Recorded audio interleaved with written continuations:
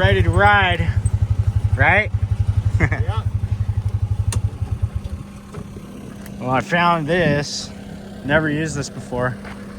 So, and I see we got to plug it in here, so we're going to see what this does. Trying to work the 45 side to side because it's not functioning. So I've got to learn more about it. I know that control is going to have something to do with it, and it takes power, and it's only got a really short little power cord. But basically what this thing should be able to do, after we disc on the track, then we run this over it, and it'll make it into a fine, basically like a fine, it's called a power rate.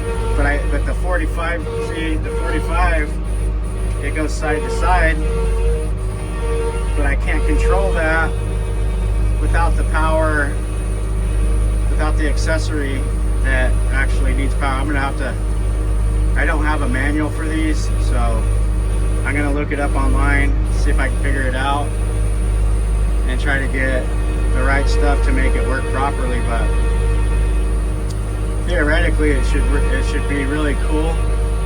And all the big giant dirt clods that gets created when you disc, this right here will make that into like a fine, basically like a fine smooth finish. So we got a little bit more playing around to do with this to get it right. But if it works out, we'll keep this one and sell the other one, because I think this could be a really nice addition to the track.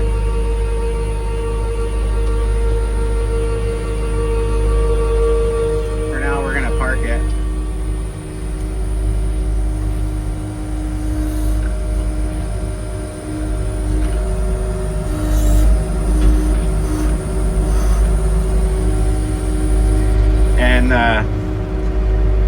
These damn Chinese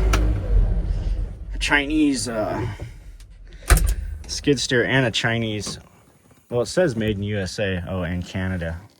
So Landowner is a USA product, but the skid steer is Chinese. But the thing is the that doesn't fit like super nice. So what we've done on other aftermarket stuff that we've gotten is we've actually put a new plate that's actually longer, and so that we're able to have more cleat on there to grab the thing. But I think it's a pretty cool piece of equipment here.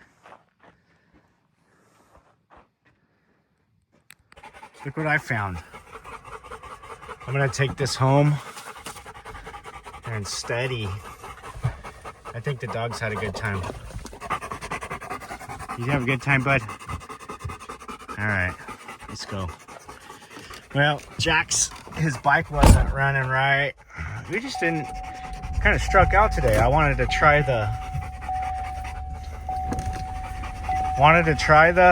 well, I got to try it a little bit, and I could see what it'll do, because I was able to get the drum, the drum to spin on it. I just need to be able to control the 45-degree angle side to side, and then I'll be able to try it out on the track. Oh my God. But yeah, so it's starting to get hot, believe it or not. It was so nice not even an hour ago, and now it's like muggy and hot, so we're out of here. Not a whole lot we could do. We went around and checked the fire brake right over here where they cut that fire brake. Took Jax on a little ride in the Pioneer. They're out right now, there's them. But it's about time to start coming back out here, but the only thing that's gonna hinder me from doing that is the 5 or 6 jobs that we just took on in Mammoth that are gonna be going gangbuster for the next at least 2 months until the snow hits. We're gonna be going wide open as hard as we can go, get those jobs done. So that'll sustain us through the winter. And we have a couple jobs down here coming this winter too, so hopefully between everything we got, it'll be a good end to the year. It was kind of a slow year for us. I've heard a lot of people are slow, but right now we got a lot of work on the ground, so we'll take it while we got it, and we'll figure out what we got to do after that. All right, guys, we are headed back to Mammoth Sunday morning, mid-morning. I don't have the dogs today. I didn't bring them this week. It's probably going to be a pretty quick trip up and back, dealing with a lot of stuff down here and in Mammoth, so I'm kind of jumping back and forth right now. Weather's starting to cool off. It's 82 right now. It doesn't feel too bad. Little overcast, smoky, whatever you want to call it. But we're gonna make our way up to Mammoth and finish out this video with a little road trip. And we'll see you guys when we get back. But we'll see if we can't get some cool road trip footage on the way. Are coming into the Kern Canyon here. Uh-oh. Looks like the road, I don't know, maybe it might be closed. It is closed. Oh, man. Well, there's some interesting video. Can't get up the canyon. Well, I wish I would have known that about 3 or 4 miles ago. They didn't even have it marked back here where you could have actually turned and got out. Now you gotta drive all the way back. Great. Well, now we get to go the Tehachapi way, which I never take you guys that way, so at least you'll see something different. And there was a lot of flooding out there, so I hope we don't have any issues going that route, but we'll find out. So this is Highway 58 heading up into Tehachapi and beyond. And this is kind of the normal way people go when they go from Bakersfield to Mammoth, but I always go through Lake Isabella, which is kind of over that way. It's a little windier that way, but you know, our family lives out there and I just like going that way. It's about 13 or 14 miles shorter in distance, but you know, it's quite a bit slower. You know, you can only go about 50-55 miles an hour most of the way versus, you know, 75 out here on the highway. So I find that it's about the same time wise. It's just so I don't mind going that way and get to go by Tony and Karen's place and usually honk when I drive by. And but yeah, we're going up the 58 here up into Caliente area and Tehachapi. That's where this leads out of Bakersfield too. We've got Murray, or I don't know if that's Murray Family Farms, or yeah it is. So this is kind of a neat place. Not gonna stop here today, but they do the pumpkin patch and they grow a lot of, you can see a lot of fruits and vegetables. They have a big garden, a couple orchards, and they have like all these little amusement things for the kids. And it's kind of a cool stop. You can get some nice organic honey, different types of stuff for the kitchen. One of these days, I've done a video there before. It's been a long time. You'd have to dig back through and find it, but I have stopped there before. This is the exact reason why I never go this way. You got all these trucks that are using this, and none of them can go a mile or two faster than the other guy, but they all want to keep passing each other. And it's like, that's all they do. They just sit here try and pass each other on this grade when they can't even go faster than the other guy. There should be a law against that, because it's ridiculous that these guys like this, they slow up traffic, and I mean, literally they're going 1 or 2 miles an hour faster than the other guy. It takes them 5 minutes to pass somebody, and they hold up a big line of cars. To me, that's more of a hazard than just, you know, this is about a 25-mile stretch where you got to go up these grades. You know, just deal with it, stay in line. If you're a truck, you got no business trying to pass anybody going up the grade. You have no business doing it. I don't care how many people have been driving trucks. Like, that lane is for you. Over there, that's your commercial lane right there, in the slow lane, and that's where you need to stay, period. This is Caliente right here, over in this direction. Beautiful cattle country over here. Nice wide open spaces. This is some of the most beautiful ground in all of California, in my opinion, and that is the Tejon Ranch, which actually stretches from here all the way back over to the Grapevine. Roughly 300,000 acres. I think it's one of the largest contiguous ranches in California. I think it might even be the largest one. But miles and miles of private ground up there, owned by the Tejon Ranch. Never really got to explore the ranch itself too much. Don't have a connection over there, but I'd love to spend some time on that ranch. It's a big piece of history, and it's a very large, awesome place. Flown over it a couple times, but never got to actually get out there on it. So the rail system that comes up through this corridor here is pretty historical as well.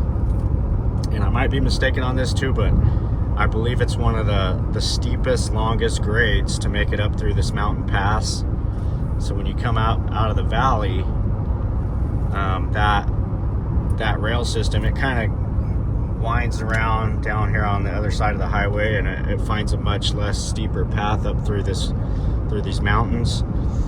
But for a train, it's a very steep, long incline, and you'll hear about mishaps every once in a while with the trains that come through here, because it's a pretty treacherous set of tracks that come up through here and make their way to the top. It takes a lot of power to pull a big train up through here, that's for sure. And it takes a lot of power to stop one when you're coming back down. Alright, we made it over the grade.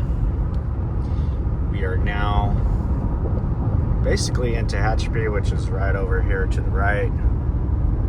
Nice little mountain town, I'd call it.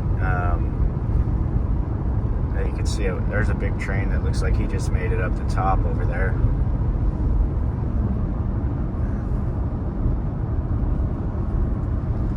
Nice little mountain town. They got their own little Home Depot. I think they even got a Walmart. And they're just slightly up out of Bakersfield, so typically they run about 10 or 15 degrees cooler in the summertime up here. And it's really a lovely place, except for it gets pretty windy around here. That's one thing about Tehachapi, is they do get quite a bit of wind right before it drops out into the Mojave Desert. And when we get up here a little further, you'll see the wind farm. They've got a really massive wind farm down here on the east side of the town, and some big ones. But yeah, they do get a little bit of wind around here, and that's kind of the main downfall of Tehachapi. Other than that, a little bit of snow in the wintertime, very little, and just milder weather for the most part throughout the summer, minus the wind. So I would say one of the major industries is the borax plant, which you can see that big spoil pile there, and all of that off of the mountainside there. That thing's been around forever. It's actually right over there. It's a pretty significant facility. So you got the borax plant, and then you've got the wind farm. And as you can see, there is a little bit of wind right now, and all of those are kind of turning, except for maybe that one that's not working. But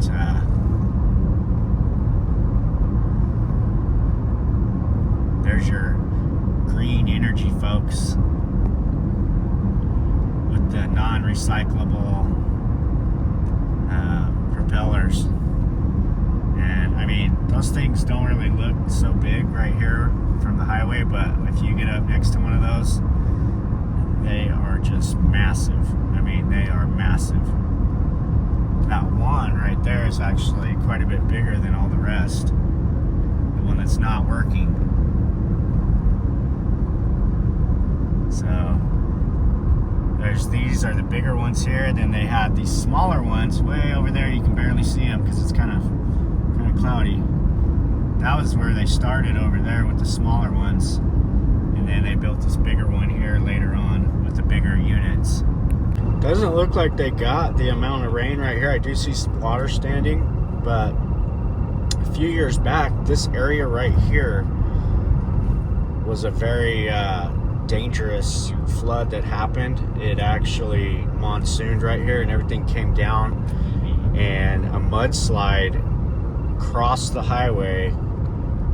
I believe it was right in here. It might have been just a little bit further up, probably about where this wall starts, I think, because that's why they ended up building this wall. So if it happens again, it'll just be the one side.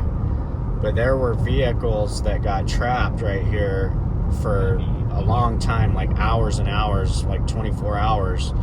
The mudslide was so thick that it was like 3 feet deep right here, and the vehicles were all stuck, like, you know, like 50 of them right here in this area, and it was pretty wild. That was a big job for several months when they had to clean all that up. And I've seen some videos out further out here in the desert. I don't know if we'll get to see any of the damage of what happened the other day, but we're gonna look for it. If we do, we'll show you guys. Well, you can definitely tell we had water running, but it doesn't look too devastating right here.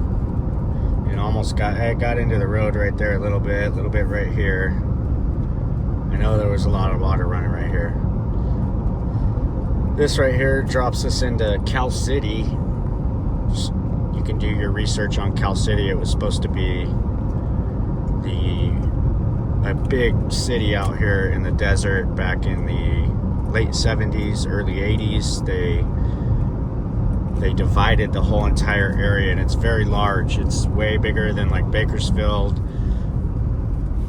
You got to do your history on that one to find some of the details on it, but it was supposed to be a big boom from people that were going to be leaving LA and kind of moving out here and starting a city out here, and it just never really took off. And then they've had a couple different times where there's been real estate booms, and the lots out here will start selling, you know, for like 10 grand, 15 grand, like super cheap.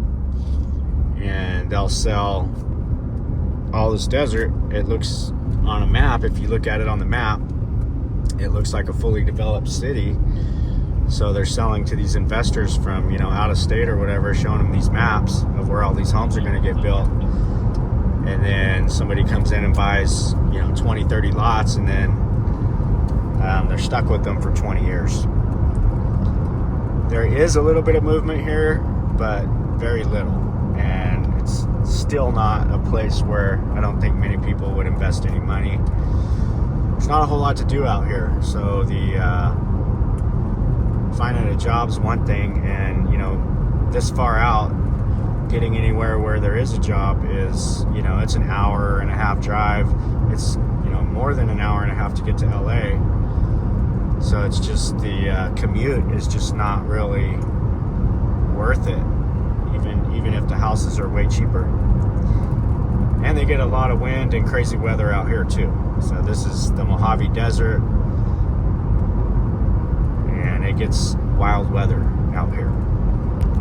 As you can see, solar's a big deal out here. That's one big thing, but you know, it doesn't take a whole lot of people to maintain that once it's built. It's pretty much a 1 or 2 man job to maintain a field of that size. But there is quite a bit of that solar out here.